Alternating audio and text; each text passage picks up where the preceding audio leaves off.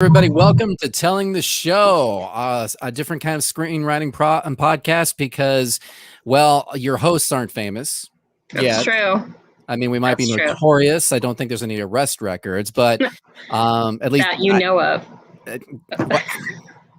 Denise, you're scaring me already. I mean, that's a way to start the podcast. It's episode 2. Yeah, I know. Introduce yourself before we get into trouble. Okay, so I'm Denise. This week, I was going to tell you, I finished a book and started a new one. So I just finished Common Sense Rights of Man by Thomas Paine. I thought it drew amazing parallels to our time right now. If anybody, it's like a $6 book, read it, it's amazing. And I just started The Knife of Never Letting Go, which is the Chaos Walking trilogy by Patrick Ness. And I started it like 2 nights ago, and I'm like 3/4 through the first book because it's pretty amazing. Yeah. Nice. So that's all I'm doing. Nice. I'm about to pick back up on Ready Player 2 because I really believe in what Ernest Cline's been trying to write. Plus, sorry, I got to give. I got to throw some love over to a fellow Texas native because Ernest Cline is from Austin. So, and through that book, Ready Player 1, he achieved his dream. So. It was a great movie too. I like the movie. That's what I was about to say. I didn't read the book, but I like the movie. Well, isn't it always the way? But the book is so much better. You know, that's why you haven't introduced me yet. I was just going to say, Denise, why don't you introduce our audience to our esteemed guest? Okay, so this week I'm so excited. I found Joy's article on Stage 32, and like every moment of that article just really spoke to me as a writer and as a movie maker. So Which article was it? I've written a few for them. Like which one did you find? So it basically talked about the stigma of mental illness and how you overcame that. Oh my God, my dog is barking. I hope you can't hear that. So how you overcame that with your movie making and your process. And I thought it was pretty amazing. I'm sorry to interrupt you. I will let you finish. No worries. You can interrupt me whenever. It's, I'm here to facilitate your. So, okay. So name would be a good idea, right? So Joy L. Brown, who's the founder of Third Person, Chris, say it. Omniscient. Thank you. We have a thing where I can't say certain words. That's why she's a writer. That's right. That's why I write it and other people can say it. A screenwriting mentor for the DC Shorts Filmmaking Mentor Series. And you also, this I think is totally cool, host a YouTube channel where you present script analysis of studio and independent films. And as I mentioned before, you are a proponent of removing the stigma of mental illness. And I am just like 100% behind that. So I can't wait to talk more about your life and what you're doing now. Thank you. Yay! All right. So the first thing we're going to do is our questions from the internet segment. I will go first. Well, and let's explain what this is all about, you do it. Not just to our audience, but also to Joy. Some of the segments that we try to do is we try to bring in feedback from our audience, different questions, different things we see around the internet for news of writing world. Sometimes we play some seedy little games to practice the craft a little bit that we'll have in other episodes. But in this particular one, we've got questions that we see from the internet. And these are common questions that, Joy, I believe you've probably seen somewhere before. And we certainly welcome you to give your feedback on the question as well. So, Denise. Okay. This is one that I see all the time, which is, what method do you physically use to get your ideas on paper? So I have a couple of different things. So a lot of my story ideas come from dreams. So as soon as I wake up, I will run to my phone and make a digital memo of everything I can remember. Because for me, my mind works faster than my fingers. So I get sidetracked a lot. Like if I'm writing something down, I'll be like, oh, and then this should happen. And then I forget what I'm doing. So I just speak it into my phone really quickly and then go from there. if it's an idea I have while I'm out and about, I always have a notebook with me with a little pen, and I will just jot down like main ideas. But then as far as like plotting out story, I'm an index card person. I write all my bullet points on index cards and put them up on a board. And then I can move them around to make the story come to life and become whole. That's my process. I know other people have different processes, but that's mine. You know what? As soon as the question came up, I'm like, what's paper? Because these days I use a lot of the same ones you were talking about, Denise, and Joy, I can't wait to hear about yours. But for me, the voice memos on my iPhone, that's certainly one that I've used to do that. I tend to do a lot of outlining for some reason. Yeah. Outlining breeds that structural side of me out instead of index cards. But I also like seeing what other tools are out there. Save the Cat, before it went subscription, had a software piece where it was literally a digital corkboard, and it was built around their process. But you could bring in the index cards and place them wherever you needed to, the same way that you would do that physically. So I'm interested in seeing how Final Draft 12 does that by the same token, because I believe they have a certain structuring capability. But to me, it's never about that. I want to find some software that definitely gives credence to the idea of character building. Someday, I think that'd be great. But otherwise, as long as you've got some device on you, some way to record it down, even if you have to write it down on a napkin somewhere, or in my case, I'll be in the car, can't turn on voice memos, although I've got a perfectly good digital assistant, we've all got them. Just say it to myself over and over again, and sometimes I've had to do that, imagine it as a trailer and be the movie voice, like in the world, and just do the plot that way, or at least that one little bit of it to hang on to it until I get to someplace where I can put it down. Yeah. Joy, how about you? So I usually get ideas when a lot of my ideas have come from like the bookstore, where I'll sit and read the magazines and get like ideas from articles. I remember one idea specifically, I got an idea about that came from like the infanticide of little baby girls in China. I got an idea for that. I remember like reading a magazine article, and I keep my iPhone and I go to my notes and I will make a new note for that script idea. And I'll start the note and it'll say something like baby infanticide script. Like I won't give it a title or anything. I just write that, and then I'll start taking notes. I'll often take notes for like 2 years, 3 years, because I have a waiting list of ideas that need to be written. Me too. So this year I am working on the shot list for a feature film, but once that is done, I have 2 rewrites that I want to do. And then I'm hoping either by the end of this year or early next year, I can write the script that I've been wanting to write for years about the Vietnam War. So my scripts have a waiting list. So I do the notes in my phone, and I'll get ideas on certain scripts just randomly. So I'll go to that note and add to that note. And like, it's kind of like what Chris said, it's almost like I'm outlining.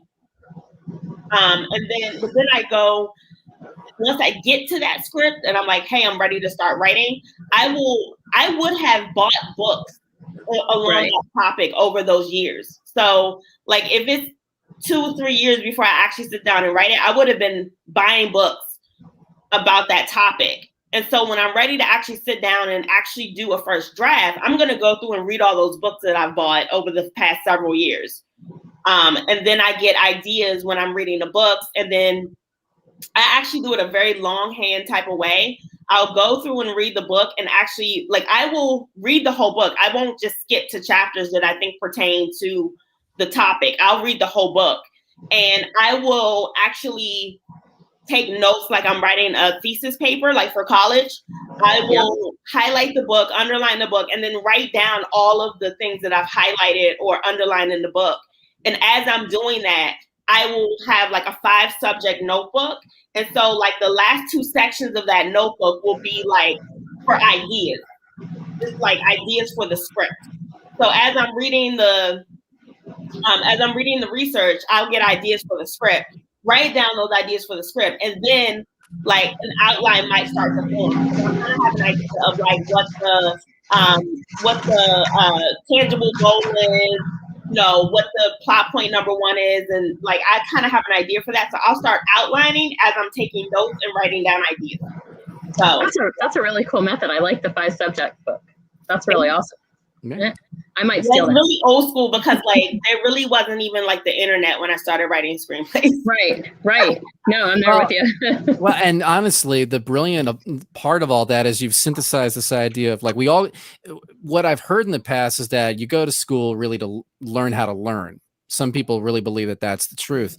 And for all of us that are writers, both those watching and here on this episode of the podcast, it's almost like you continue to be a student, which if you enjoyed some part of it where there was research and gathering information and coming up with your own conclusion about that persuasive paper type of stuff or analysis of a particular subject, then it reinforces this idea that I've always had, that if you love film and want to make film, you're a film student for life. You are, because you're going to want to see how other people did or came to some conclusion or some facts on a subject, because that applies to everything you could possibly write. So yeah, like my usually my research is like right now I'm reading the book Master Shot. I just finished volume 2. Preparing to direct my next film, and like I took out the book last night for volume 3. So I'm reading those specifically film books, but the books that I do research for my screenplays don't have anything to do with screenwriting. Yeah. They're just like for the subject matter, for whatever I'm writing about. I do believe that when people say write what you know, I believe when the writing what you know part comes about, to me, the part about being human. Like that's what I believe writing what you know pertains to. Like, what does it mean to be human? Like if we were trying to like write a movie so that an alien understood what it meant to be human, that is what you know. Anything else you don't know, you can do research. That's kind of how I see it. But yeah, so I do a lot of historical drama. So I'm there with you. I read everything I can about the subject matter, and try to understand what it was like during that time. But I'm still just telling the story of a person. So exactly. It just I want to be accurate. Comes in where you put yourself in that time period. Like, what would I feel like? What would these limitations do for me? Like, Yeah. I love it. Cool. I'm totally staying on the 5 subject though. The notebook idea. That's totally coming up with me. I wrote it down. Man, I don't even do a trapper keeper anymore. I have to be digital for everything. Keeper. I mean, I'm just so scared if the technology, like I have accidentally like erased a note and I'm just like, oh my God, like, how do I get it back? Like, so I'm just kind of paranoid. So I put my stuff in several different places.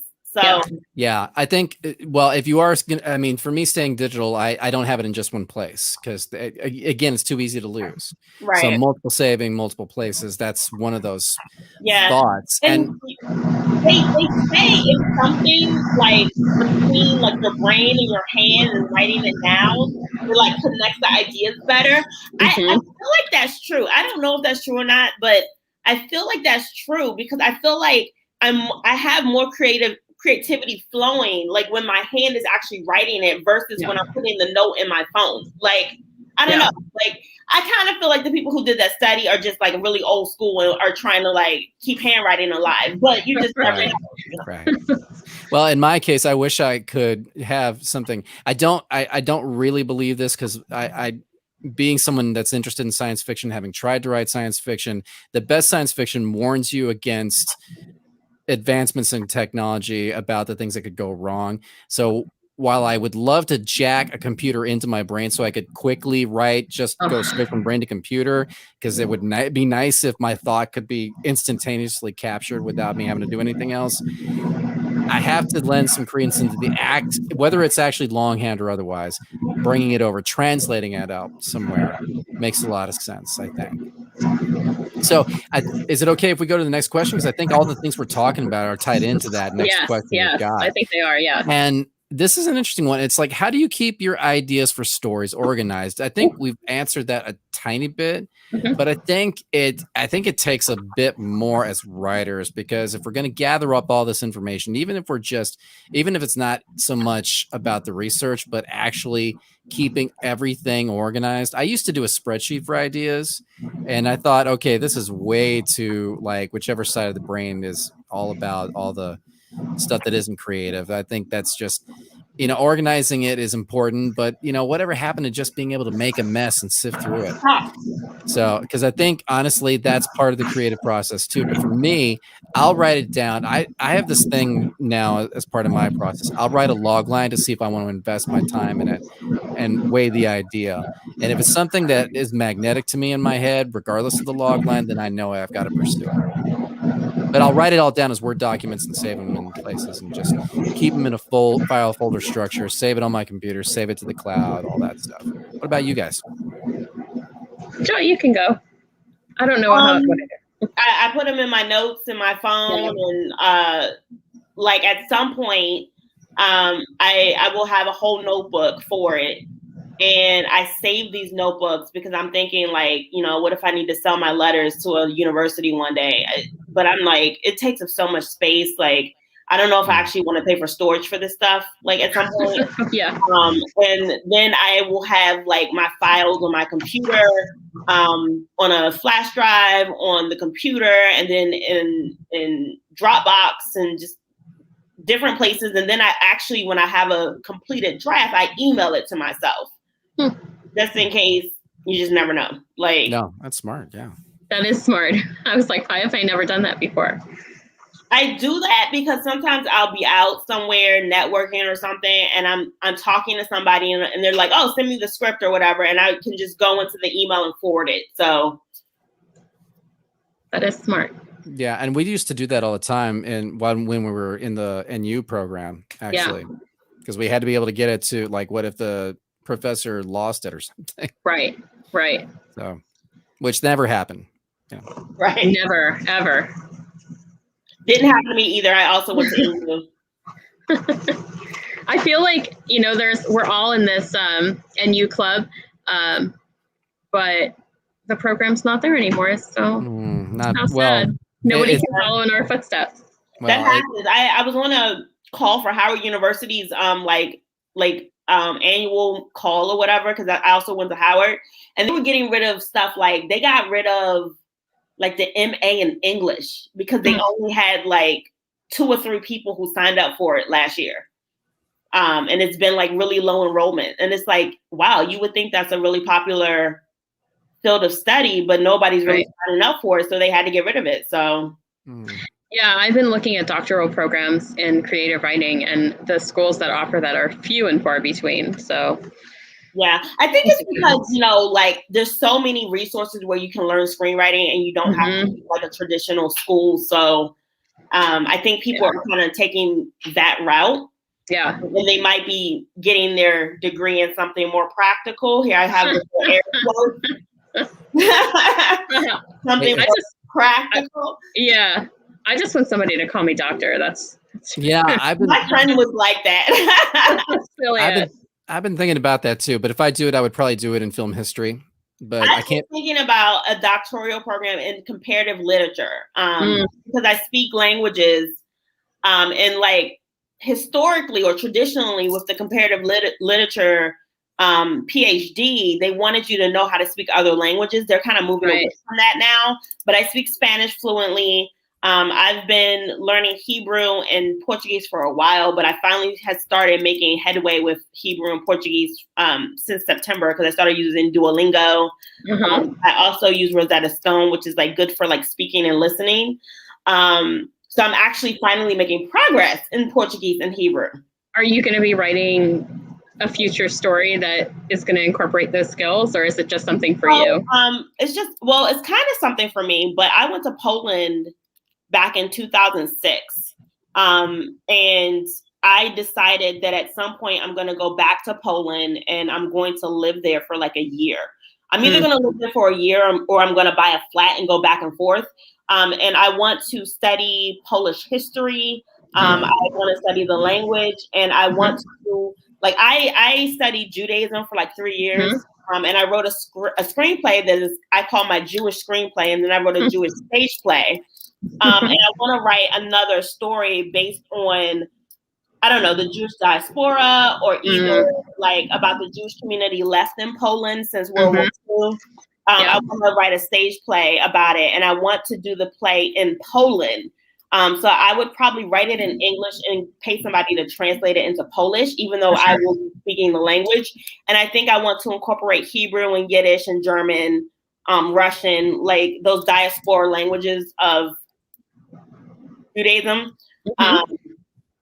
But I would want to come back because Theater J is in Washington, D.C. here. And that's like the premier Jewish. It's amazing. Yeah. States. And so I would love for the play to be performed at Theater J as well as in Poland. So and that would be amazing. Keep me posted, because my grandfather escaped Poland right before World War II started. So that's how we get to this country. I'm really curious about the remaining people that are of Jewish descent that live in Poland. Like, what is that like for them? Yeah.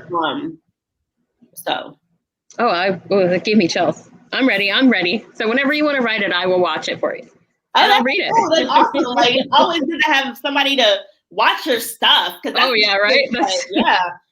Yeah. So while we're talking about you, let's find out some more about you.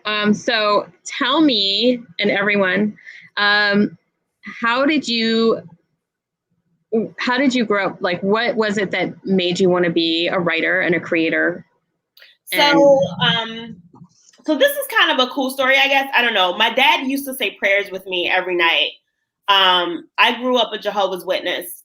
And my dad would pray for the other Jehovah's Witnesses in different countries who were undergoing like persecution. Because like everybody doesn't live in like countries, or didn't live in countries where they had like freedom of religion. So my dad would be praying for like all of the other Jehovah's Witnesses that were going through a lot of like stress and persecution around the world. And I remember thinking to myself, like, there are way too many people who have like problems. Like, there are way too many problems in the world. And I think the best way to fix these problems is to write stories.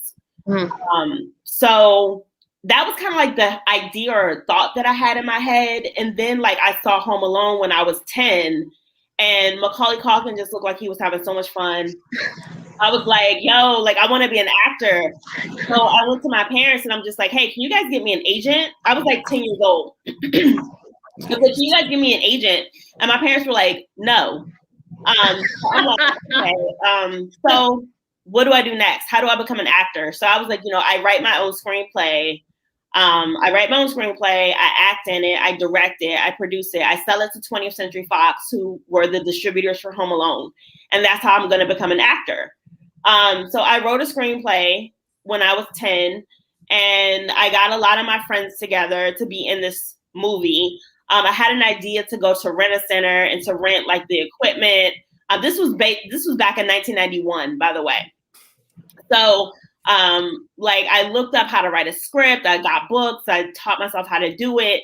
I got my friends together. I got one grown-up involved who was like my cousin's husband.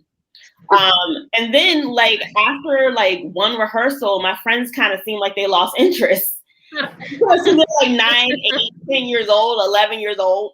And so I was like, okay, well, it's probably just easier for me to be a writer for right now. And then later on, I will produce these scripts that I write. And it started to become like, okay, well, I'm going to take care of the issues that exist in the world by writing screenplays about them. So it seemed like, what can I do to change the world? What can I do to make the world a better place? And I'm like, write movies. So that's amazing. Like, where would I like, because it was kind of like growing up a Jehovah's Witness, I didn't really have the option of getting involved in politics because, I don't know how much you know about Jehovah's Witnesses. I'm no longer that religion, but Jehovah's Witnesses don't vote. They don't get involved in politics. So for me, I was kind of like, so what can I do that will have the most influence to like change the world? And to me, that came from movies. And I felt like, honestly, filmmakers have more power than politicians, because they tell stories. And the way to change people's hearts is to tell a story, not to make a law, so. That's amazing that you were so young and you had this like foresight to say like, well, you know what? I can't make a movie right now, so I'm just going to write one. And like to ask those questions as a young person, like, how can I make the world a better place? When I was like 91, I was a senior in high school, but like if I was 10, I wasn't asking that question. I was like, how do I get to my next dance class? You know what I mean? Like I wasn't worried about it, anything outside of my own world. So, I mean, that's pretty amazing that you came from that background. Yeah, it's like I've learned since I was a little kid that like I came here to do specific things, and like it was kind of always forefront in my mind. Yeah. So it's funny the way that you're talking about how you tried to make your own film at a young age. It's similar to some of the experiences that I try in me trying to make my own films, I say try. Well, I'm just going to leave it at that. But starting to study screenwriting at an early age with the idea of like, well, okay, somewhere in here I'm creating something, and that has value and has benefits. So it's an interesting thing that there's an ownership, a control, or maybe not so much a control, but a shepherding kind of feeling that's there. Is that was that the seed from making you want to start to produce your own films, as opposed to going through some sort of traditional process of maybe going to Los Angeles and following that particular path? I did do that. I went to Los Angeles, and I went to Los Angeles my junior year of college, like after my junior year of college. So it was like I finished up my second semester as a junior at Howard University, and I had a professor there, one of my mentors, and he really kept saying like, if you guys really want to work in the industry, you're gonna have to go to LA. And so, okay, cool. Like I'm gonna do what I gotta do. Gotta go to LA. And I went and found like I was still a Jehovah's Witness back then at that time, so I found like some connections through Jehovah's Witnesses I knew, and I went and found people to stay with me. I went out to LA because I don't know if you know how much you know about Jehovah's Witnesses. They're very like close knit. They don't really trust people outside of like Jehovah's Witnesses. And anyway, I ended up getting 2 different internships. When I went out there, I ended up interning for Moctezuma Esparza, the guy who made Selena, which is like, Selena was one of my favorite movies. Like, oh my God, I love that movie. So that was cool. And I think I got the internship because I spoke Spanish. And I ended up interning for Mimi Pope Gitlin, who produced Thelma and Louise. And, I was out there and I had I had interviewed for my favorite actors production company at the time, who will remain nameless. But I messed up that interview because I questioned myself. I was reading a script that they gave me, and I had done so much like research on this guy, and I'm like, this is definitely the type of script that he would like. This is definitely the kind of thing he would do. And then I was like halfway through the script, and somebody who had read the script before me put a question mark on that page. And I overthought that question mark. I was like, why did they put a question mark here? Like, I was like, oh my God, so is this not a good script? And so like everything that I knew to be true, that there was a great script for him, I started questioning. And then from that point in the script on, I tore the script apart. And when they came back to me for feedback, I said, oh, this. They were like, oh, you didn't like anything about the script. Too bad, because we love it. So I did not get that internship. And that's the one I really went out there for, to work for that actor. And so, I don't know, the universe kind of got me that the other 2. Like the professor that had sent us out there, or who recommended that we go to LA, she had told us about something called the UTA list back then. I don't know if that's still a thing, but there was something called the UTA list. That's how you were able to find out who was like looking for interns or assistants or whatever. And that's I got on that list and started going to other interviews, and I got 2 other internships. So I went to Moctezuma Esparza on Monday and Wednesday. I went to Mimi Pope Gitlin on Tuesday and Thursday. And then I had Friday, Saturday, and Sunday off to like just get to know people in LA and stuff. I had totally planned to move to Los Angeles the next summer. But before I graduated from Howard, I had a psychotic episode. It was the second one that I had. And my mom was like, I don't know if it's a good idea for you to move thousands of miles away to Los Angeles when we can't like afford to get on a plane and come out and support you or be there for you if you have to get hospitalized or whatever. So I don't know. She made me scared. So I didn't do it. I didn't go and move like I was supposed to. And that just kind of changed the trajectory. Yeah, but you've done amazing things. Yeah, absolutely. Without being in LA. You know what I mean? Like, I don't know. I don't want to go back to LA. I have, so this is what I tell people. I tell people I'm going to buy a second home in Sherman Oaks because I like the Valley. The Valley to me reminds me of the suburbs where I live in Maryland. So I'm like, yeah, I'll buy a second home in Sherman Oaks because I'll have to be there for business and stuff. But my home base will always be in the Washington, D.C. area. And, you know, I'll buy homes right. But I don't want roots in Los Angeles. Right. My brand just doesn't fit. Right. No, I get it. I would have to agree. I mean, I wouldn't want to move out there. I mean, my son's 12. He just started middle school this year and during a pandemic, no less.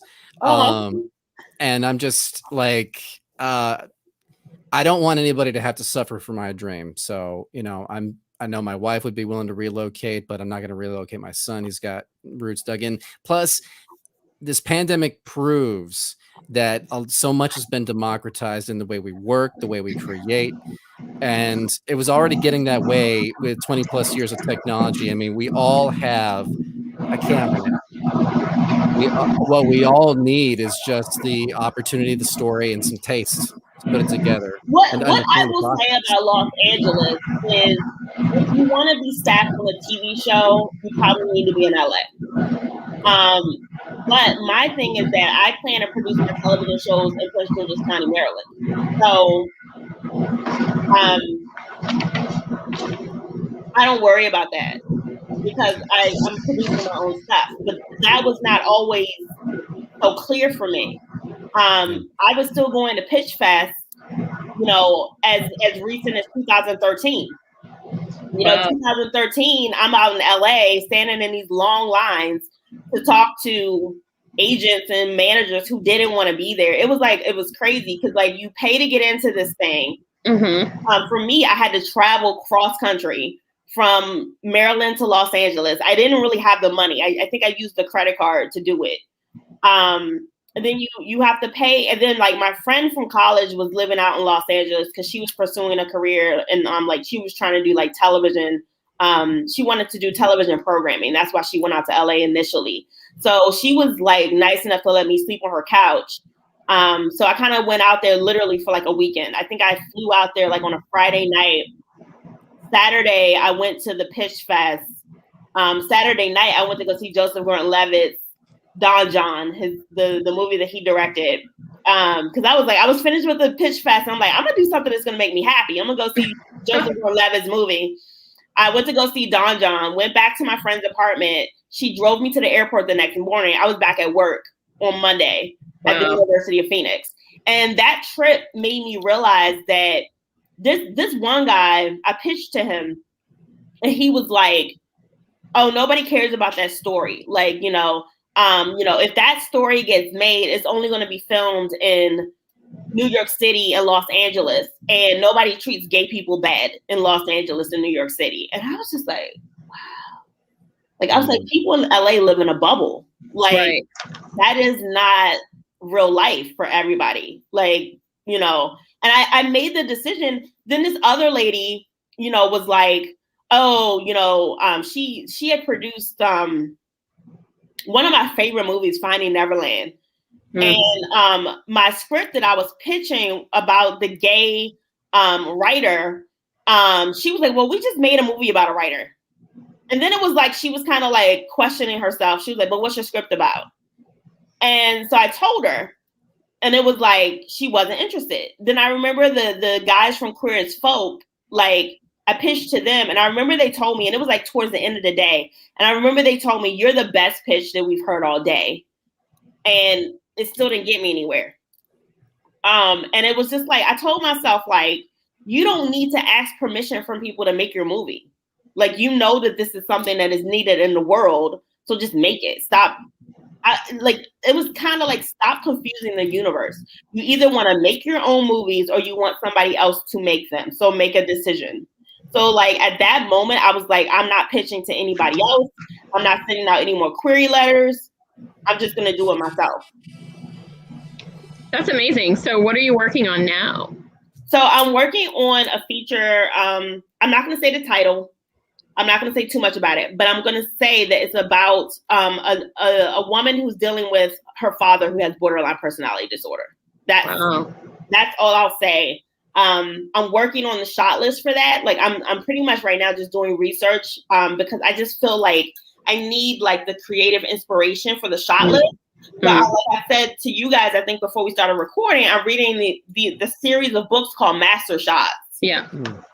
And I read the first book and just kind of read and highlighted. And then the second book, because the second book is specifically for dialogue scenes, and it's a lot of dialogue scenes in my book. Like I actually went and took notes, just like I do for my screenplays. I took notes, and I'm gonna like compile all the notes together and just kind of make a floppy notebook, so that I'm gonna just kind of like read it a couple of times, to kind of like embed it down in my subconscious mind. And probably within the next couple of days or early next week, I'll start reading volume 3 of Master Shots. I wrote the final draft of that script last year, and now I'm starting to work on the shot list. I did the visual structure last year for what the film will look like in terms of color, line, space, all that kind of stuff. And once I finish the shot list for that, I have 2 scripts that I really want to rewrite. That are like draft 4 or 5 or something like that. And then I have a new script that I would like to write. But sometimes there's no time for like, doing all this stuff because I'm also getting certified in hypnotherapy. Wow. I was going to say, when do you sleep, Joy? Yeah. I mean, come on. I stay up very late. Like my hours are not, I'm not proud of them. Like I stay up very, very late and wake up late. So. Well, no, honestly, I've heard that before. I've also heard that leads to a rule that some people have where don't have different hours than your boss, which is an interesting conundrum. That kind of makes sense because I know a long time ago, I would be calling people on my team or texting people on my team and it's like really late.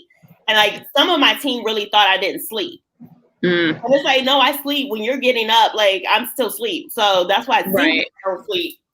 Oh man. I mean, Hans Zimmer, I know he, I read somewhere where he starts working at noon and he'll be up till like the wee hours of the morning and then goes to sleep and comes back up. That's actually how I heard the quote, don't have different hours than your boss. Yeah. There are people on my team who thought I didn't sleep. And it still kind of seems like I don't sleep. Because there will be the random morning where it's 7 o'clock and you text me and I respond, like so. Oh, yeah.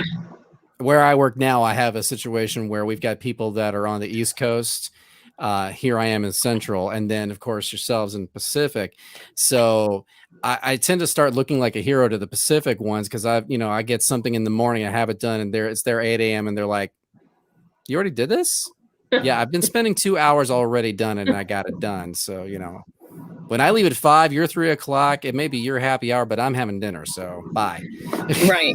Kind of thing. Yeah, I just told somebody today, like next week, I'm going to start setting an alarm for 7 a.m. and making myself be in bed by midnight. To see, like, I feel like I'm not getting as much stuff done in a day that I need to get done. I need to like be doing one thing for the movie every day and one thing for hypnotherapy. So that's a good goal. That's a really, really good goal. It is. And it brings to mind a question. How are you structuring your day for writing at the present time? So right now, like I'm not writing anything. I'm just working on the shot list. So the way the book Master Shots is set up, it's like, each chapter has like 10 to 11 shots. So every page is like a new shot. And so I will go through like a chapter of that one, because he structured the book where it's like, it might say like bedroom scenes or something like that. And like, I'll do that one chapter. That's all I'm doing for the day. I just recently adopted 2 cats. So I'm a first-time pet owner. My cat right now is under my table on the chairs trying to sit in my lap. We're pet friendly. It's okay. No, we are. Yeah, so it's like I am trying to have more of a balanced life because my life was not very balanced. Like everything was work and I just got tired of that. So back in September, I started making myself do language learning every day. Play with my cat or cuddle with my cat or do things that have nothing to do with my career because I'm just tired of hustling like all the time. And do you have like a support structure? I'm sure you do, but like, what is your support structure? Like, who's there to say like, you know what, today's a good day to like take this hour off? Or my mom is like that a lot. One of my co-producers, Talea, will be like, oh, like, are you? Because like, I have a mental illness. So, or I was people say, don't say I have a mental illness. But for me, to say that I have a mental illness makes me feel like I can control it rather than saying the mental illness. When I say the mental illness, it feels like it's outside of me and I have no control over it. If I say my mental illness or I have a mental illness, I feel like I can control it. So like I have been diagnosed with schizoaffective disorder, bipolar type. So I can't like get stressed out. I can't get too stressed out or not sleep. Or, it's very important that I get enough sleep, which is why I haven't been beating myself up that I stay up really late, but I sleep really late. Right. It's like, I feel guilty because I feel like I'm not getting enough done in a day. But on the other hand, I'm happy. Like, right. Like, that's a hard balance. It's so hard. And that it's interesting because we're now living in a world where I think everybody's trying to find a bit of balance. A little bit of balance, yeah. And I'm also like getting certified in rapid transformational therapy, which is Marissa Peer's form of hypnotherapy. She's Britain's leading hypnotherapist, and I'm getting certified in that. So some of my time has to go towards that as well. So, and I love it. Like I never thought I'd find anything I loved as much as making movies.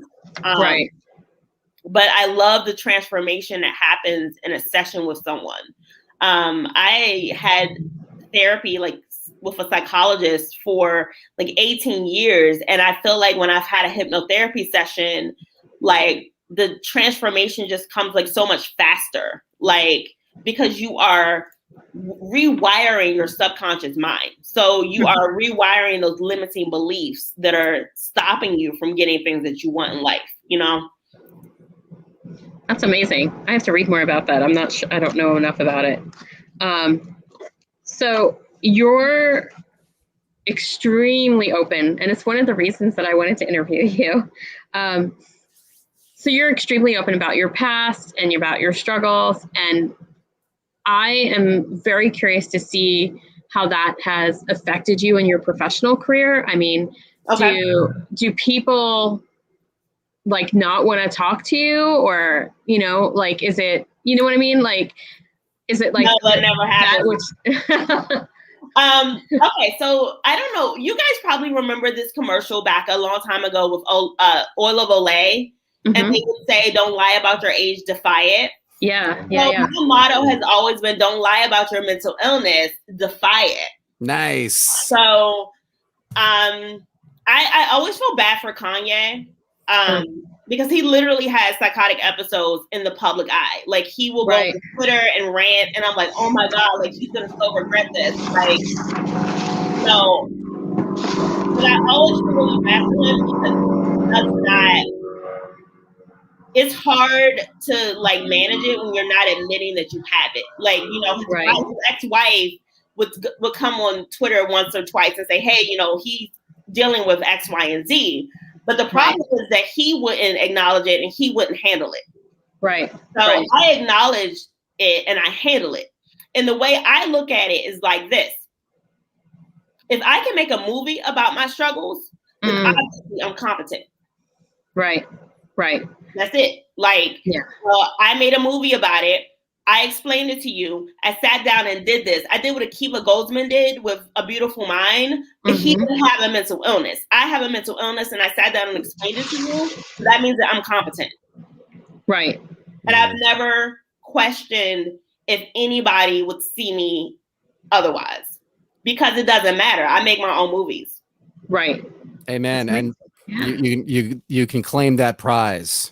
Yeah. So if the studio doesn't want to work with me, it doesn't matter. Yeah. Amazon gave me that freedom. Like, Amazon gets a lot of flack for a lot of stuff, but they gave me the freedom to be like, I don't really need you. Right, because you have a video, right? You have a short on Amazon. I have a short on Amazon called NOS, which is based on the 5 days that I was hospitalized the first time for schizoaffective disorder. Yeah, there it is. That's cool. And definitely add it to your watch list. It's pretty amazing. And speaking of competency, you have a book on screenwriting. Yes, The Secret of Life to Screenwriting, How to Use the Law of Attraction to Structure Your Screenplay, Create Characters, and Find Meaning in Your Script. P.S. I read the prologue. I bought the book. Oh, just from the prologue. Yes. So it's on my Kindle. I'm going to read it. Nice. I love it. Thank you so much. Did you watch the movie too? You said that you liked the movie. I did. Yeah. Nice. And I like that. I like the perspective of the movie. And that's, you talked about in that Stage 32 article, you talked about why you made the movie. And there are so many things that I wish I had that confidence to write about and to make, but like I will always retreat. But I admire people that have that confidence to say, like, I have this problem, I'm gonna write about it. I'd rather write about somebody else's. My eyes were really opened. I had somebody on my creative team who had mental illness and didn't talk about it. Yeah.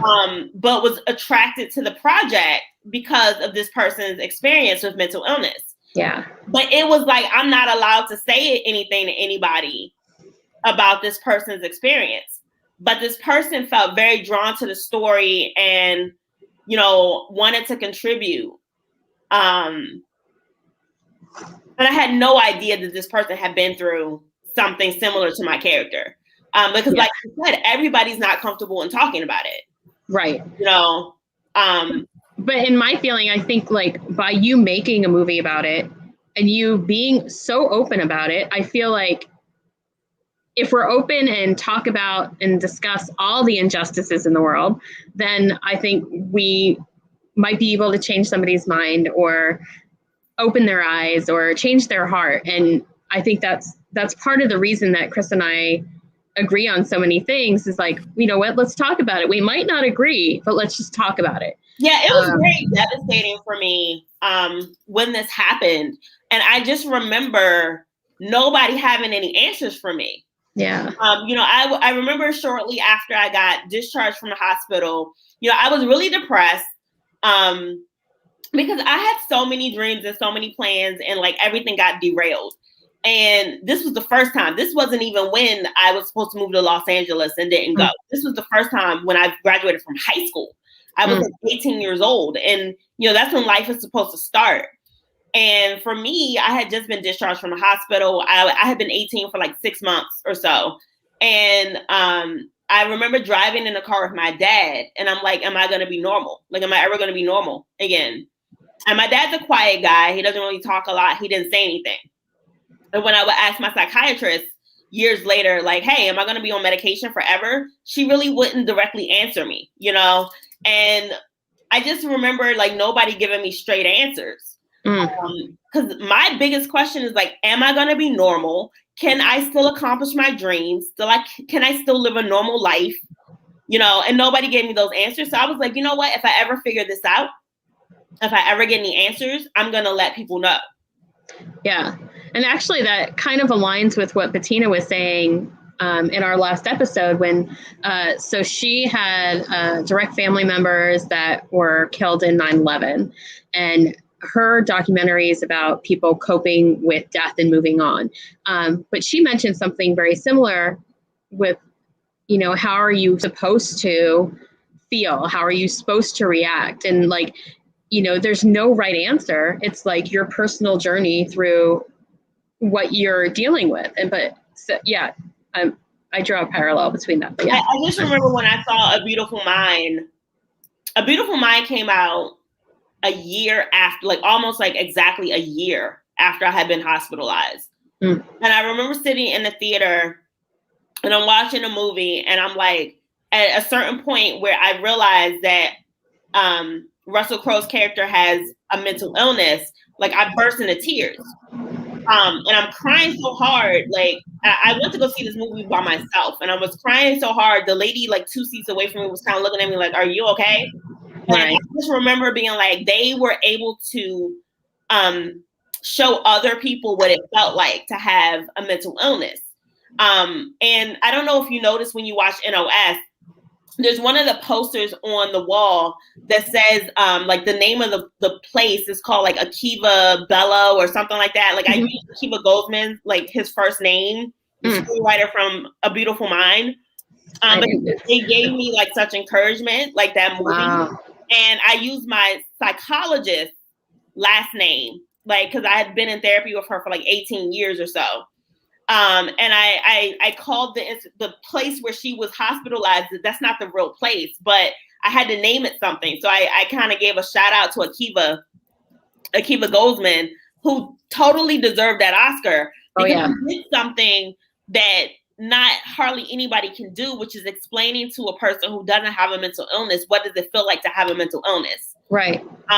He was able to do that. And I just like cried. And I was nowhere close to being able to tell that story or being able to process what had happened to me.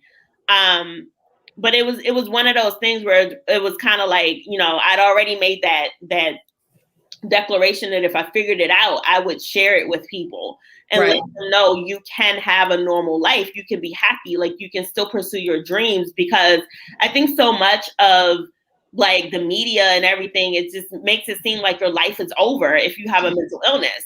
Right. And people are scared of people who have a mental illness. I mean, like I show it in NOS, the girl who, you know, who's me, Chelsea, who's afraid of Mala. And who's in the hospital with her.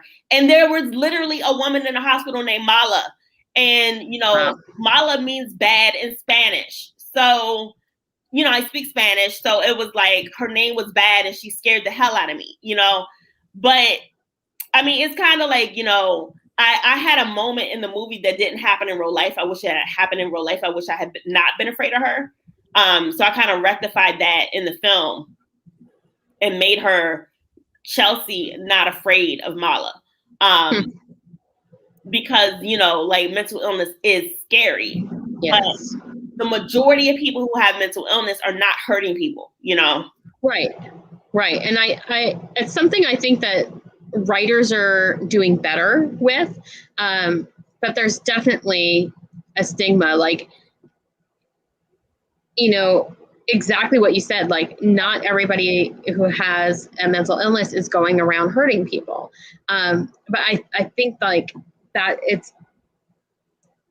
it's something that society has dictated, like mental illness is going to mean this. And I think writers, a mass shooting or something. Yeah. And I think writers are doing a better job. I've been seeing it more like, I'm a big fan of all the Chicago shows. And I think they're doing a really good job of showing the variety of life right now. Like they just had somebody that was on the spectrum that actually saved somebody else. You know what I mean? It's not like you're a prisoner of your diagnosis and that's all you can ever be. Like, you know what I mean? So yeah, I think that movie, what was that movie called that Charlize Theron was in? That was written by Diablo Cody, not the one, not young adult, not that one, but it was the one about the mental illness. The one where I can't say it without a spoiler. Have you seen the movie? Because if I say it, like, it'll give away the movie. I haven't, but you can give it away. The thing about it was that it was about mental illness. This is all I'll say. And I felt like it was about mental illness for entertainment's sake. Like, it felt like, oh, this is the big reveal, you know. And I just felt like it was so cheapened. Like, right. And then it got all this awards buzz, and I was like, "Are you serious?" Like, right. I felt like it felt like a slap in the face to me. Like, you know, it felt like the mental illness was used for entertainment value. I would agree with that. That's a big problem that I see with a lot of recent television series that have gone to streamers, where they're writing for an agenda and less for storytelling, where what you're talking about, what you've done has been writing the human condition or a piece of the human condition for the pursuit of a soulful catharsis. And things like, I've seen certain series that I don't want to name per se when it hasn't worked well, but I see them following some sort of agenda rather than trying to tell me a story, and they're trying to shove all kinds of inclusion in our face rather than actually being inherently, organically inclusive. Right. And I'll give you an example. I'll outright name of a series I thought was so well written and so much better about at least echoing the sentiments of what's going on from at least one perspective. And that was The Falcon and Winter Soldier. Malcolm Spellman is a big reason. What show was that? Say it again. The Falcon and Winter Soldier, Disney Plus series. Well, first of all, Malcolm Spellman, it's inherent that he's going to infuse that series with all these great touches about the condition for anyone that not only is, you know, somebody trying to decide, is taking up this mantle a good idea, but also specific to any one specific walk of life and what they're facing, and giving it an inherent storytelling goal. And he did such a phenomenal job with that. And that's, I think, a great example. I heard that's like such a well-written show. And it's a series, right? Like, it is a series, yeah. Because I think for me, I'm just so tired of superhero and the whole thing that I haven't even watched Elizabeth Olsen in WandaVision. Yeah. Like, I don't know. I don't know if I'm ever gonna be ready. Like, I don't blame you. I mean, and Emily Blunt was recently quoted as saying that the superhero genre is played out, and well, we'll see. It depends on, you know, the money people, but I kind of miss going back to the idea, and some of the ideas I've had recently. I guess this is where I'm going to have to be very careful. Is I have main characters that I have one who is a federal agent who happens to be transgender, which is, you know, if there's an actual real living transgender federal agent, like investigative FBI federal agent.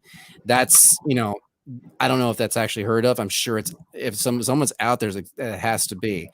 But the story, in my mind, if I'm going to have a character like that in there, it can't be for that sake. It can't be for just to accomplish the goal of being inclusive. It has to be somewhere inherent to the theme of the story. Much like what you were doing with NOS. Yeah.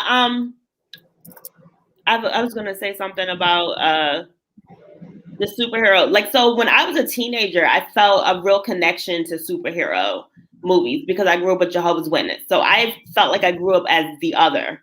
So I really identified, like, with X-Men, for example. But it was almost like once I left the Jehovah's Witness religion, it was like the necessity for superheroes, like, just left my life. Like, I kind of was no longer the other, you know? It's just kind of, and I don't know if it happened organically because I got older. Like, I was no longer 20 or 25, you know, like,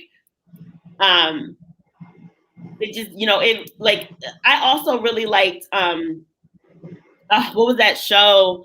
Another Joseph Gordon-Levitt project, Third Rock from the Sun. Yeah. Oh, yeah. I really liked Third Rock from the Sun because I felt like the aliens. Like, I didn't understand why people were so crazy about Christmas. You know, like a lot of stuff that people do made no sense to me. Like, you know, and I kind of always I always sympathized and connected with the aliens because I felt like, I don't understand why people do this. This makes no sense. Like, because I was totally the other.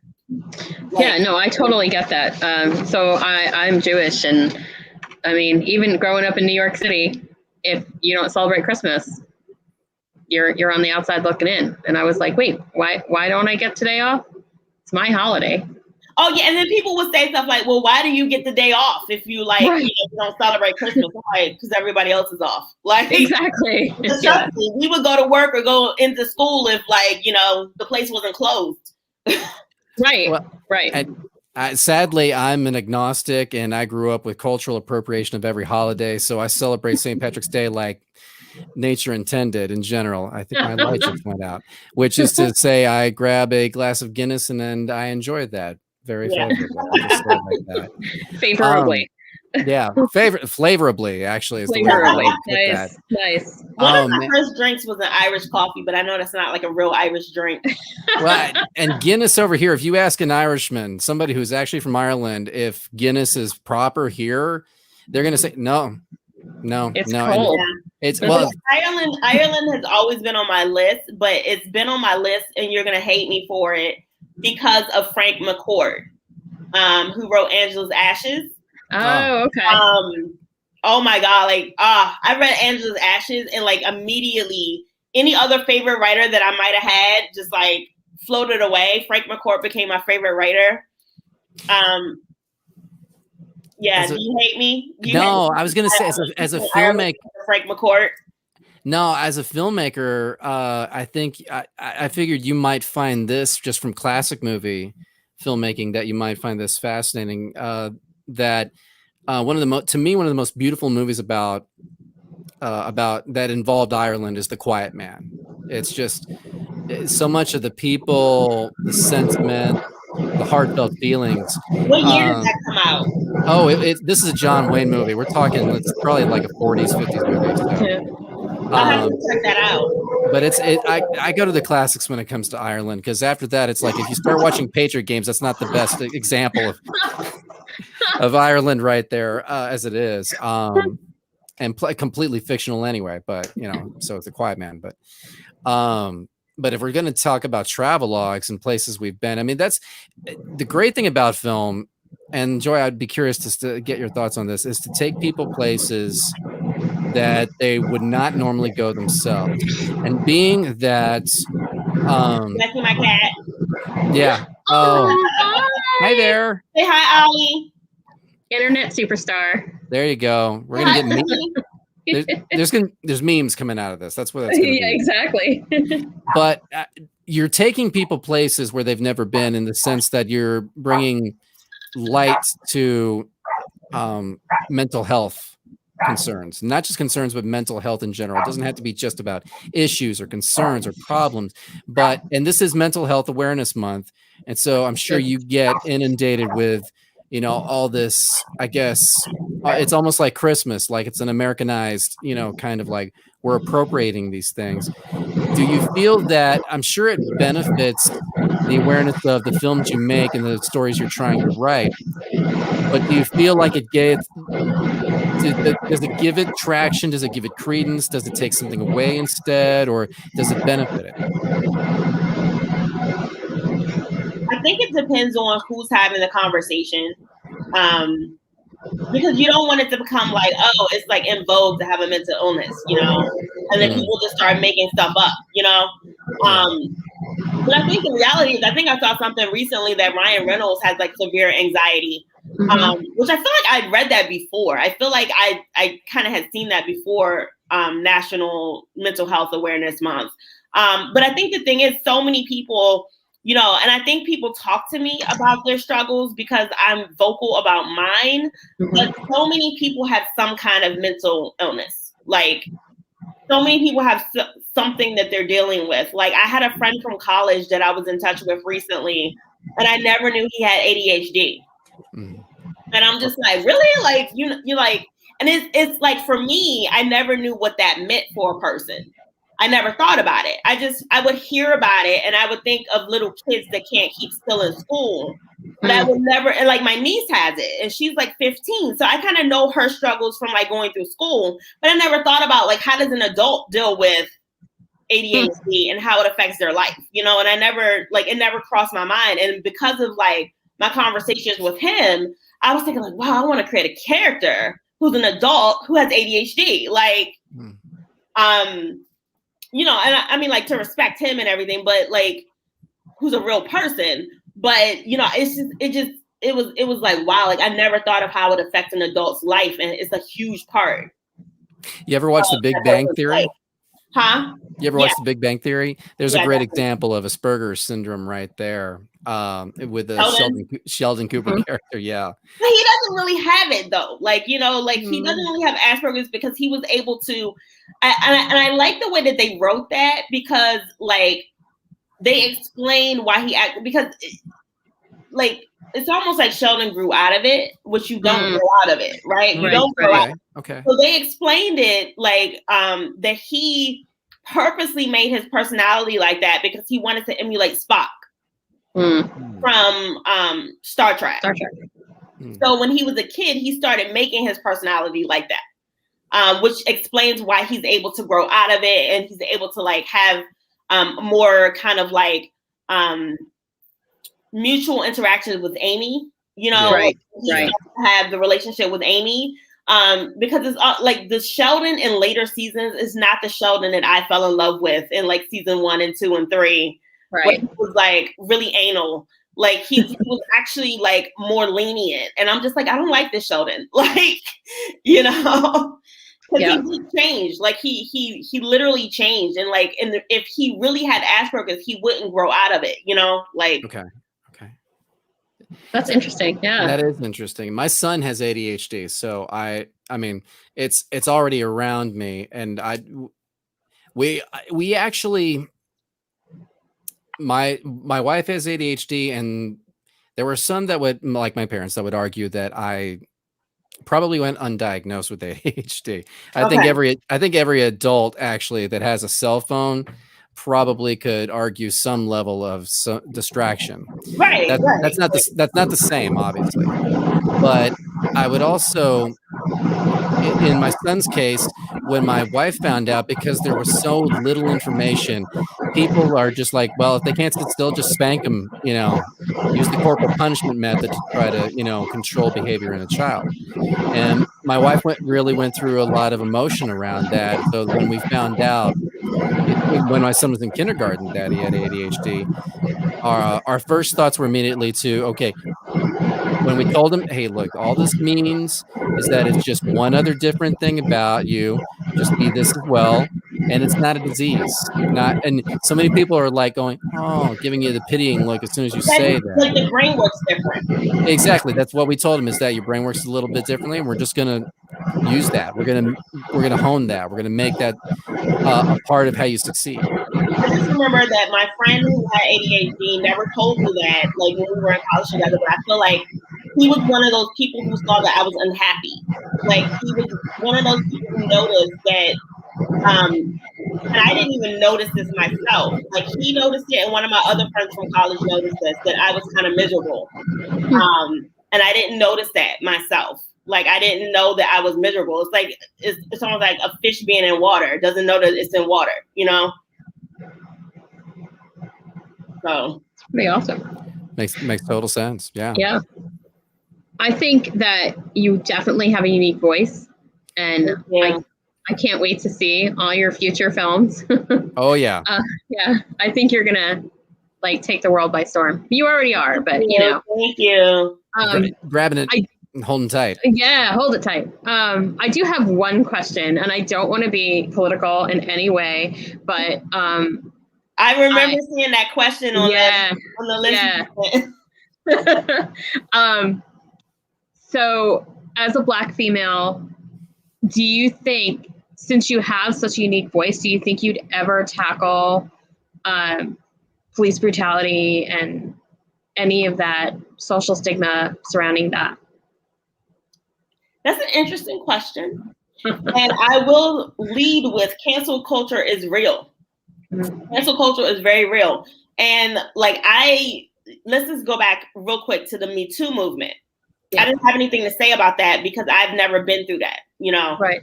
So I never felt authentic making posts about the Me Too movement or anything, because I felt like I don't have that experience. So I feel like that's not my place to say anything. And with the police brutality, my brother is a Black man, and my brother has certain experiences with the police that I have not had. Quite honestly, the experiences that I've had with police is something that nobody wants to hear right now. Like, I've been pulled over, and the police have always been nice to me, no matter what race they are. They pretty much always give me a warning and let me go. They're nice to me. They're respectful to me. And like, I just don't have that experience. And even though I believe that, there's something called a human experience, I also believe there's something called authenticity. And I just don't feel like that's my experience to write about. And I feel like there's so many other people doing a great job of, tackling that issue. And there's so many other people who have directly been affected by that issue and have felt the pain of that situation, that I just don't feel like it's my story to tell, So I wouldn't touch it because that's not the experience that I've had. And I can't tell that authentically, Right. There are things I can't write about. Right. Yeah. As much as I'd want to include a character that I've got very little experience as being, that's where, like you've mentioned before, like we mentioned earlier, that's where the research comes into play. Talk to someone who is going through that, find out more about that. Find out what would respect them. The areas that I feel comfortable writing about are areas of like, so I do have a feeling about like the LGBTQ community, like that I kind of have a belief that everybody is probably a little bit gay. Like, you just might not have met that person that, I just might not have met a woman that I fall in love with yet, but that doesn't mean that can't happen. So yes, I have written scripts about a gay man, and I have a script that I want to write in the future about gay women, but I don't feel like the way I feel about the Me Too movement or about police brutality, I don't feel like, oh, that's not my story to tell, because I feel like I can fall in love with a woman next week. I just never have before. And I kind of feel like in that situation, I feel like love is love, Right. Like, you fall in love with someone, it feels very much the same as you fall in love with a woman and you're a woman, as if you fall in love with a man if you're a woman. Like, there are going to be dynamics in that relationship because two people have two different personalities, Right. Because I wrote that script that I was telling you about that I was pitching, right. The gay literature professor. Somebody asked me, like, because the script did really well in two different like gay screenwriting contests, like top 10 in both contests.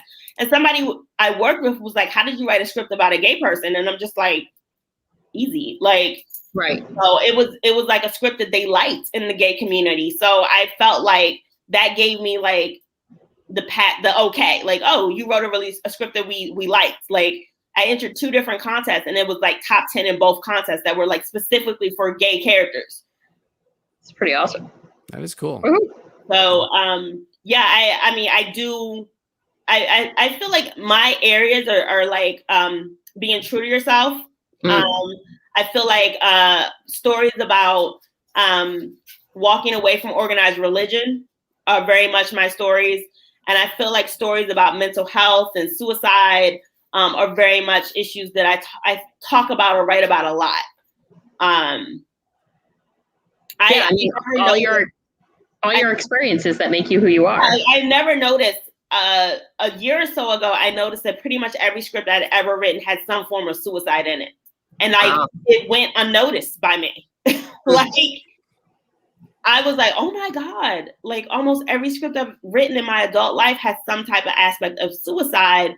And it's like, they were varied enough that I didn't notice, which I'm like, wow, that could be sad. Like, yeah, if people read all of my scripts, they're not happy endings. I don't write Disney endings, they're truthful endings. And then people will read that and be like, are you just like unhappy as a person? I'm like, nope. No, I'm pretty pleasant, but this is what this person's story is. I'm not there to like make it a happy ending. I'm there to tell you their story. Yeah, like that's interesting that you say that, because I was just thinking today about like conscious raising storytelling. because my life is so different than when I was younger. Before I left the Jehovah's Witness religion, I have like a much brighter outlook for like a lot of things in life. And I have this saying where it's like, if your ending isn't happy, it's just not the end yet. Right. You know, I do believe that one of my missions in writing movies is to teach people how to have a happy life. Like that is like my number one goal of the movies and plays and TV shows that I create, is to teach people how to get what they want out of life and how to be happy. Nice. I'd read that book. That is, yeah. Okay.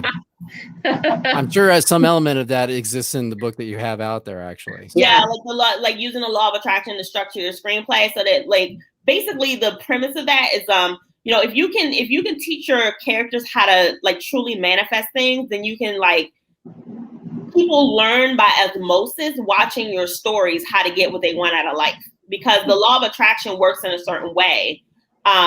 It works for or against you. It works regardless. If you believe in it or not, doesn't matter. But if you know how to harness the power of the law of attraction, you can get what you want.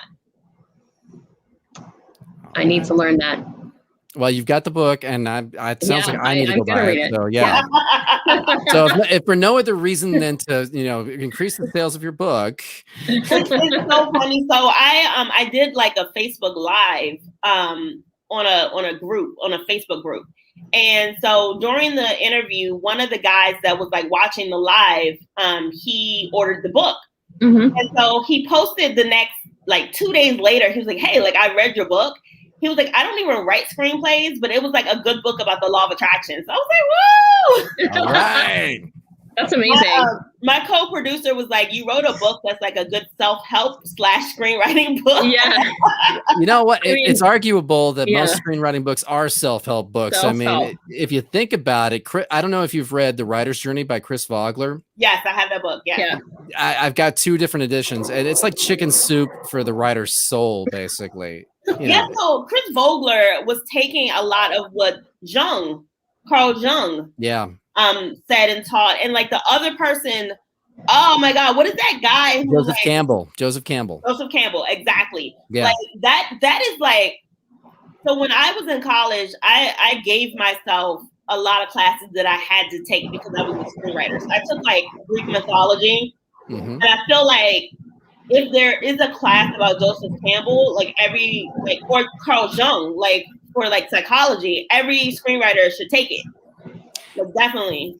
Agreed. I mean, if nothing else, get the shorthand of it. If you don't have the time, the bandwidth, the focus, The Power of Myth is a great documentary that Bill Moyers did years ago. There's also a screenwriting book called it's basically like psychology, but it's like how all of the different theories of psychology relate to screenwriting. Yeah. Oh, forgive me, I don't remember the title of that book, but it's like really cool because it takes you through like Freud and Jung and like some other psychologists that are like really popular too, and it breaks it down toward like in how to write a screenplay, like in terms of like just psychological theories.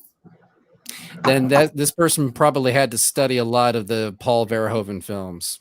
So, I'm not throwing him under the bus, but man, if anyone covers a lot of psychological ground in his movies, Paul Verhoeven's movies definitely do. I'm just saying. So. I think I would love to stay and talk to you all night. I really would. Thank you.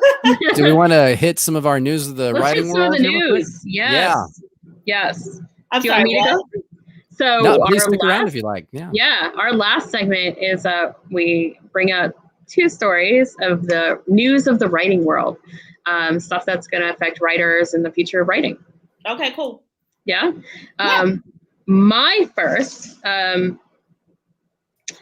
is that Amazon has purchased MGM. And 8.5 billion, right? Oh yeah, it's just wow. I actually took that out. I was like, nobody's going to ask me for how much. 8.45 actually is what I read. Okay, 8.5 billion. Okay. Yeah, but the early estimates were 9 billion. So hey, discount. The cool thing, one, I'm a huge James Bond fan, so Yes! having James Bond on Prime is going to be amazing. But the coolest thing that I read, Mike Hopkins, who's the senior vice president of Prime Video and Amazon Studios, said the real financial value behind this deal is the treasure trove of IP and the deep catalog that we plan to reimagine and develop together with MGM's talented team. It's very exciting and provides so many opportunities for high quality storytelling. And yeah. The word that stuck out for me is reimagine. Well, and I'm like, wah, wah. Like, are we gonna go through like a whole Disney thing where they're trying to like remake Home Alone, which I think is like no, like the cool thing about MGM is that they're like what I call like the classic movies. I mean, they made movie musicals, you know.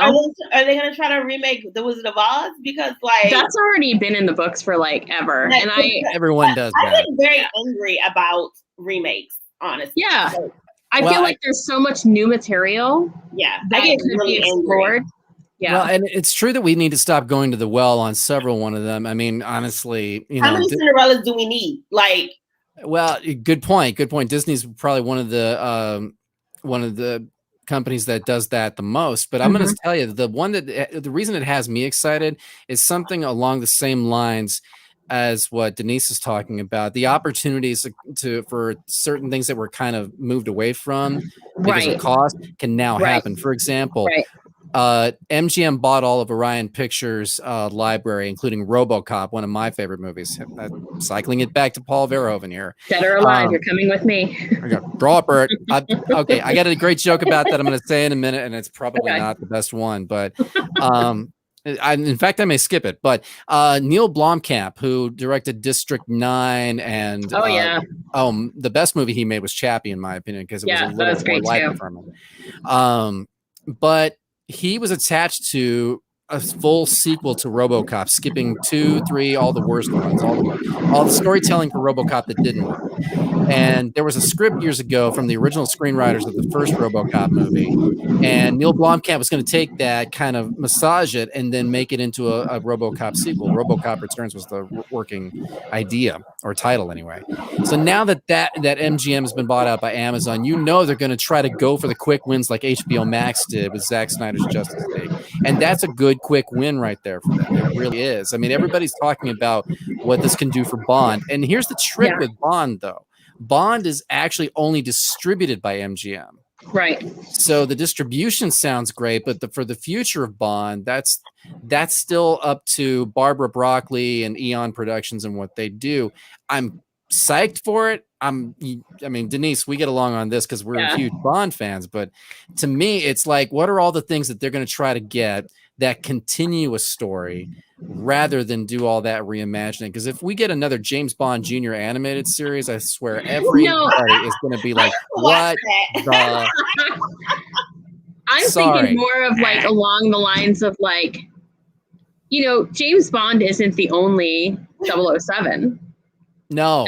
So I'm thinking like more of like a Jack Ryan sort of thing where we're going to learn about other 007s or like Without Remorse, where we have or the John Clark story, or like a Moneypenny story. I would totally like to, or like Q. I mean, yep, I could go on. Oh God, I have a horrible joke about Q introducing Bond to prophylactics, which you would think he would have used, but.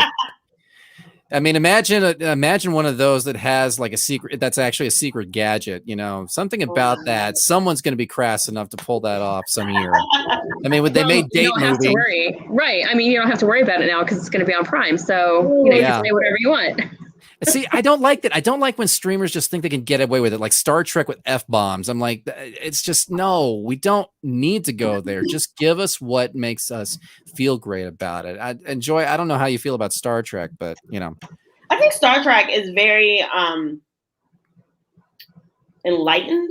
Like, I don't know really how to say it. I'm not like a huge Star Trek fan. I remember my friend's father was like a huge Star Trek fan, like Deep Space Nine and all that. But I feel like looking at it from I guess if I had to categorize my religion, it'd be New Age. And like the whole Star Trek thing is like, there is likely other life in the universe. We just don't know about it. Because we are not, our consciousness is not high enough to communicate with them, you know. And I feel like so much of like the idea of aliens and everything is like, oh, it's this evil entity we have to fight. And it's so much fighting on Earth. And that's so unnecessary. And I think Star Trek looks at it from a totally different perspective of, let's go out and explore these civilizations and see what we can learn from it, you know? And I think it's very like enlightened. Yeah, and it brings up another point about storytelling that I'm hoping for, and maybe Amazon can fit this bill too, you know, with some new original material. But, you know, how many more, like, I mean, all movies need conflict. We all know the human condition cannot grow without conflict. But I'm trying to figure out a way to tell stories that reflect how life should be. Because in our lives, every day, day to day, we should not have conflict. But because that's how our stories are told, it reinforces that that's how life should be, when that's not how life should be. Like, we should not struggle and have conflict every day. Like, that's totally... But I haven't figured out quite how to tell a story without the conflict. Well, and that's the trick. But, you know, there's plenty of them out there where at least the shoe's on the other foot. Like I was going to your point about aliens, like we're overdue for an era where we had E.T. and Starman. Come on. I mean, why do the aliens have to be all, you know, because we're just not ready. We are simply not ready. The whole thing for like Independence Day, that was funny to me because I was a Jehovah's Witness when that came out. I was just like, yo, if it was really Armageddon, you can't run from it. You can't hide from it. Like, it just was, it was funny to me. Like, you know. And honestly, at least the movies that say, you know, I like the ones that are like, if we're going to go down, let's go down fighting, and let's, you know, not blaze of glory, but let's, you know, at least something will happen. That runs a Sunday drive into my personal taste and opinions about like similar movies like Armageddon and Deep versus Deep Impact. You know, at the end of the day, which one is going to depress you the least is going to be how that ends up a lot of the time. But we do need to move on to our other piece of news. And this one's interesting. And Joy, I'd love to get your point of view on this, but a lot of people dismiss structuring screenwriting books because they spend too much time focusing on a gimmick on how to write screenwriting. But some of them actually have some credence, and I think Save the Cat's one of them. Well, Save the Cat just recently announced that they're teaming up with Netflix for their YouTube channel, and they're showing new anime writers how to find their voice, like the next generation of anime writers. They have this thing called Save the Cat Goes Anime. So if you guys are out there on our listening audience, and if you're on YouTube or can get to YouTube, check out Netflix's YouTube channel for Save the Cat Goes Anime. And I think this is interesting. My son is just a really, really talented artist. He's drawn anime. I got him a book 2 years ago. We were at Michael's, and it teaches you how to draw anime. And now I'm regretting it because he's bought almost every damn Gundam model kit out there and has Naruto jackets, Dragon Ball Z raincoats. I mean, he's obviously a collector like his dad a little bit, but the cool thing is that he's drawing all this great anime. Like, it's uncanny.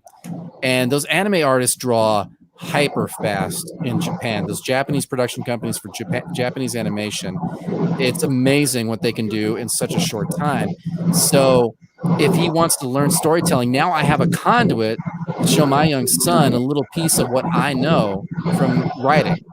I think that's a great opportunity to grow and learn from the craft. It's like Project Greenlight for anime. Yeah, it's a little bit, I think. What are your thoughts on that, Joy? Uh-oh. Here it comes. She doesn't like Save the Cat. That's the whole reason why I wrote my screenwriting book. Hey, inspiration breeds inspiration, right? I remember I was kind of complaining about it, and my mentor was like, well, why don't you write your own book? Well, I was like, what? See, and Denise and I were talking about this before you came on. It's like, if we're going to write a book about anything, it's got to fill a gap. It's got to fill an absolute need in screenwriting. Yeah, I feel like Save the Cat, so I didn't read the book for years. Like, the book had been a popular best-selling book for decades. And I kind of was like, okay, Joy, you know what? You need to read this book. I was kind of like hesitant because of the title. I was just like, why is it called Save the Cat? Like, and I just like was like, I'm not going to read this book because of the title. And so then I read the book and I was like, oh, like I can literally see this structure in pretty much every movie I saw in the past 2 or 3 weeks. And that's the way it's been since the book came out in like 2005. Before 2005, I felt like movies were more original. And I really felt like the book did a huge disservice to cinema. Like, it gave everybody this formula to follow, which everybody just jumped on this bandwagon and followed the formula because the guy who wrote the book sold a few specs. I'm there with you. I didn't read it until the master's program. And then, like, the specs that he wrote, like, the ones that got produced did not do well in the theaters.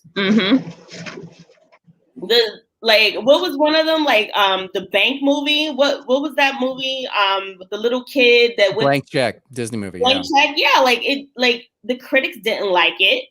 So it's interesting to me, but I heard he was a wonderful person.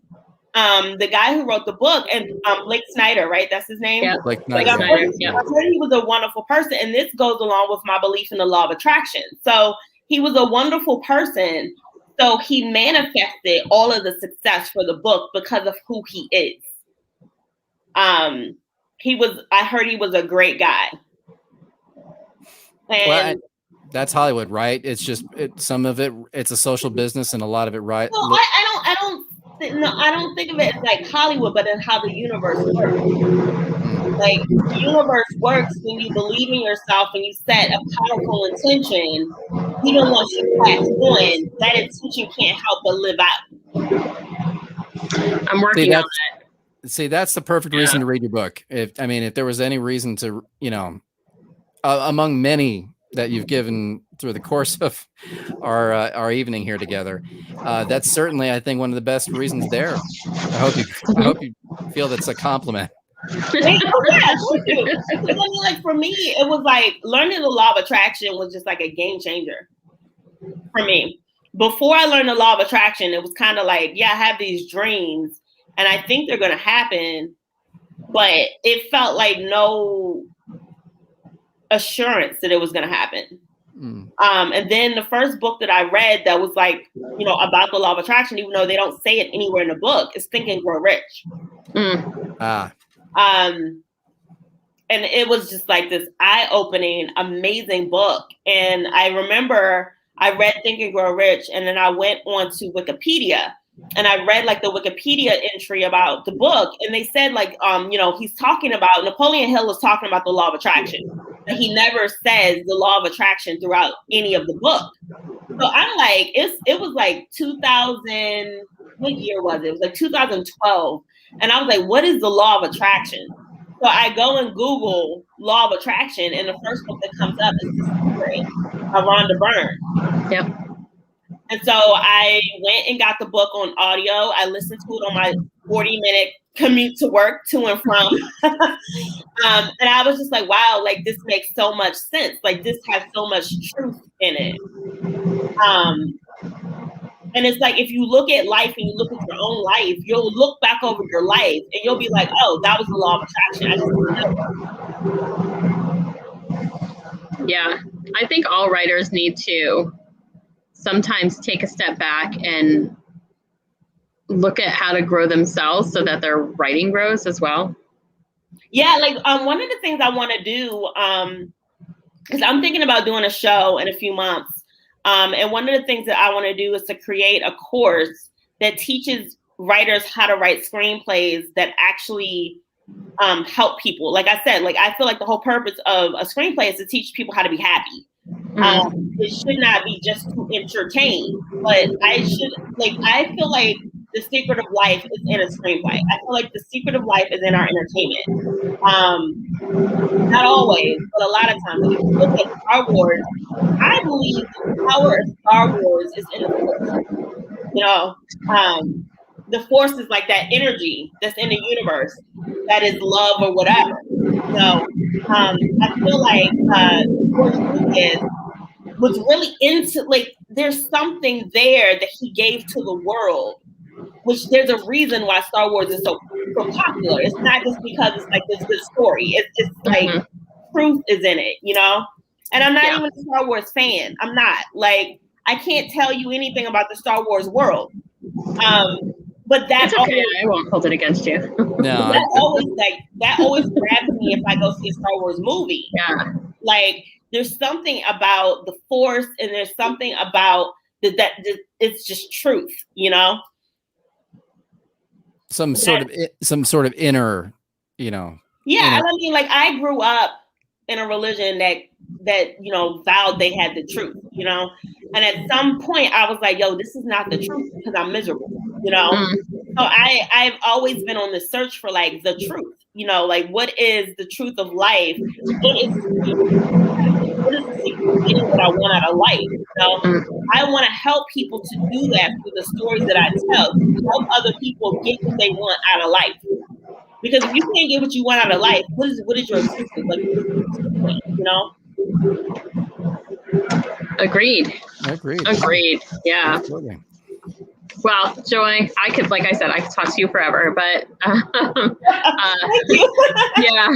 I mean, you've been like an absolute delight. So thank you so very much for joining us. Thank you guys for reaching out to me. That was such a nice surprise. And thank you for following up, because I really did not get the first email. Oh, no worries. Yeah, that's what I do. It's from my stage manager background. So there follow it is. up on the emails. But I am going to put a link to your website and a link to the book and a link to the Amazon link. And I'll try and find all the links, and I'll put them up on our Facebook page. Sounds so all the links for all the fields. All the links. And stay tuned to Facebook, because we're going to have some really interesting guests coming up in the future. And I can't say anything because I'm going to follow you guys on Facebook. I mean, like, please do. Telling the Show, right? Yep, Telling the Show. And we're also on Twitter at Telling the Show. And, you know, if you're old fashioned and you just want to email us, you can email us. It's tellingtheshow@gmail.com. Sounds good. Yeah. Also, reminder, don't forget to submit your log lines and questions. Log lines for Logline Thunderdome. And just to reiterate what that is, it's basically our own seedy little screenwriting game. Part of what we want to do at Telling the Show is to have a little fun with the craft of screenwriting, because sometimes it can be a joyless exercise. So we want to bring a little bit back to it and have a little fun with us. You know, send us a bad log line, send us a good log line. We'll debate it all. But the point of Logline Thunderdome is 2 log lines go in, 1 comes out, and we'll definitely see which makes out of that next time. We're also thinking about coming up with a screenwriting drinking game. Yes, although we really don't want to develop any new F. Scott Fitzgeralds out there. No. But we used to have a bingo game when we were teachers, like in the staff meetings. All the English teachers were terrible. We used to like play bingo because they would say the same words every week.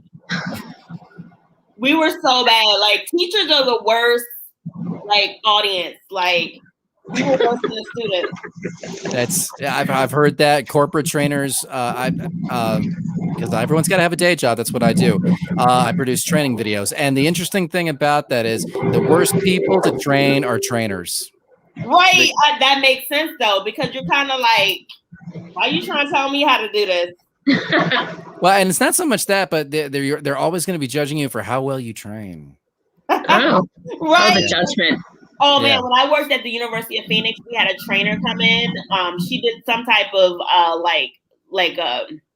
you know what they're called. What are they called, Chris? Like professional development. Yes. When I worked at the University of Phoenix, she was amazing. I don't remember this woman's name, but every time I think of a trainer, I think about how good she was. She was just like captivating, and like, oh, she was so good. She remembered everybody's name. She was awesome. Oh.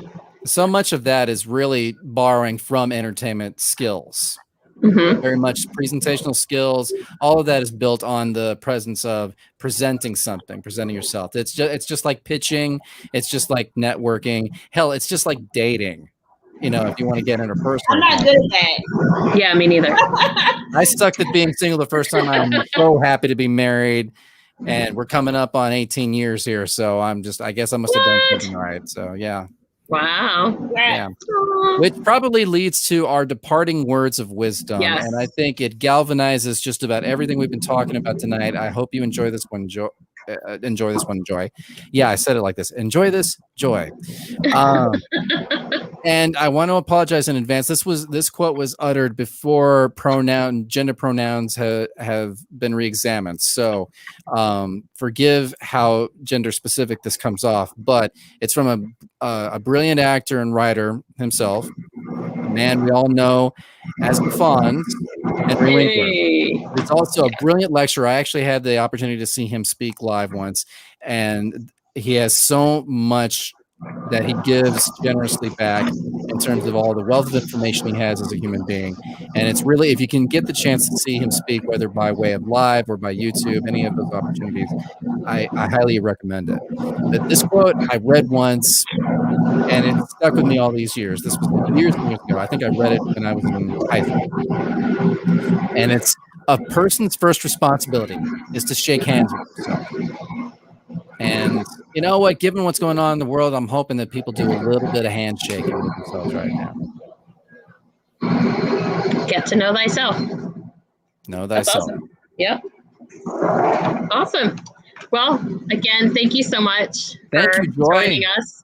And I wish you nothing but success. And I can't wait to see all the things you do.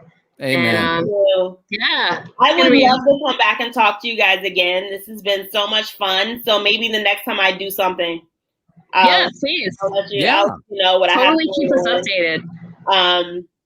Yeah, because it's definitely a journey. Like, that's for sure. It is. Absolutely. Thank you so much, Joy. Thanks, guys. All right. Good night. Good night.